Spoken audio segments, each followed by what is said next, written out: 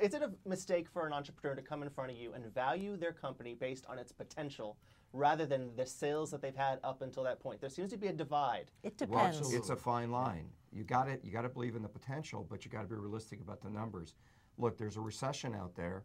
Things aren't worth what they were worth 5 years ago.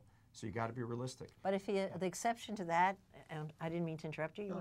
The exception to that is sometimes you'll hear an entrepreneur who has a whacked out evaluation, makes no sense, but the product is so special and his understanding of his product and his ability to sell it is so powerful that these guys, not me, buy in at the wrong evaluation and hope to make money. Well, I think, these people, when they get here, they're typically not bankable. They've been to the bank, they can't get money. So they got to be careful not to put their valuation so crazy because then we're not going to do the deal. And then where do they go? Because the Shark Tank, in many cases, is their last resort. Well, by the same token, do you try to just go by the actual numbers so far, which usually aren't very high, in order to lowball them to get in at a very low figure? Us, lowball people? Come on. Take advantage of people? Never happen. Not a No, chance. hang on. Am I taking advantage of somebody if they genuinely aren't worth that? No, not at all. I mean, my job is to try to get the best deal. My money's at risk. I've got to make a huge return to justify what I'm doing. I mean, why am I doing this? For the cameras, for the lights? I know that's why you're doing it. But I'm doing it to make some money. Well, they get a lifeline. They get to call their friends, their relatives, or their banker to get advice on whether they should do the deal or not. True. So, I mean, people go back and forth. We're sitting there for an hour plus many times talking to these people. And let me tell you, the only person not answering their call is the banker. Forget about it. They wouldn't be on Shark Tank if a bank was happy to throw their money at them.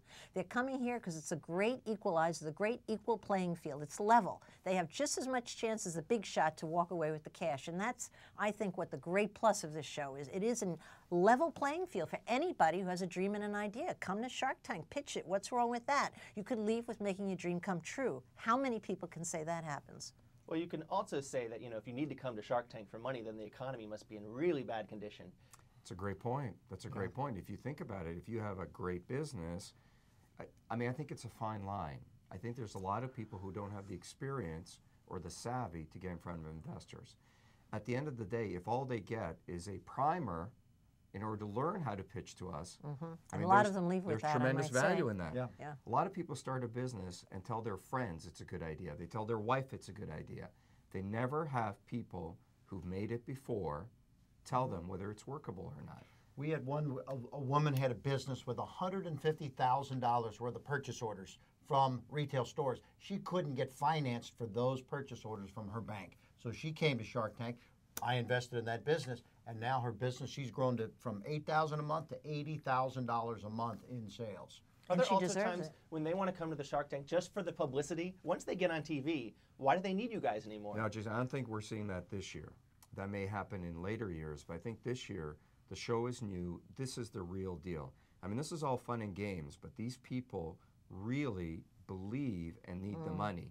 And that's why the show is so real. I don't really care about Barbara or Kevin or anybody else. If there's a business I truly want to invest in, I just zone in. I don't care about anything else. I just want to know how I'm going to make money. But see, we don't just put up the money, rather. We also give them advice on their websites, on their business management, or on the their connections marketing. we have. Yeah, I mean, we bring a lot to the table. My offer is you need the money, but you need the expertise, and I have the expertise in developing the television, the infomercial side, but I would say I would give you the $50,000. Forget the royalty, but I do want 50% of the company. I brought 4 or 5 people in on one of the businesses I invested in and just overhauled so many of the internal operations of the company that they gain way beyond the capital investment. I think the entrepreneurs are very often naive as to what else any individual shark can bring, and more important than the money has been access to the players in the field that they are in. And the 1 or 2 phone calls can push a business ahead 4 years. And they're not coming in and saying, we want your contacts. They're saying, we want your money. But what they get along with our money is the contacts. And for the many businesses we've invested in, they are already on the map. They are already making the bucks. And it's not so much because of the money, but it's because of the phone call, the right phone call to the right guy at the right time. And that initial, and the money. The initial exposure that they get from being on TV, Also it's an initial sales. And the money. It's up and down. I mean, let's I make think it I'm going to ourselves. present on They got a Shark Tank. business to run then from there. So. Well, Kevin, you've already had some of your client or your investments appear on television in between now, and when they first appeared on the show, right? Correct. What kind of success stories have you already had out of the show? Well, we had Susan Knapp is the perfect pair. What a great lady. Susan has been fabulous. She went on Home Shopping Network already and had a big sales performance there. She's dealing with casino companies now in Las Vegas, getting big orders. And she's probably launched into an additional close to 500 additional stores since we invested the money in that business. And then you have Mr. Todd's Sweet Potato Pies. This guy's business tripled in sales overnight. He sold 7,000 pies per minute on one of the TV networks. His business is booming. He's a local celebrity. Would not have happened without the Shark Tank.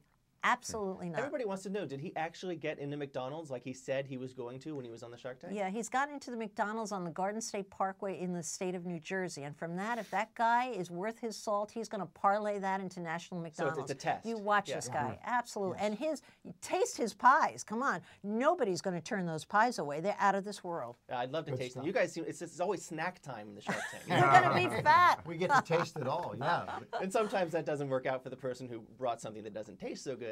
But most of the time, it's pretty good. Some of the stuff is pretty bad, let me tell you. O'Leary ate dog food on that. Oh, Okay, yes. remember that one? That's why he's out sick today. He's not here. He's back home sick.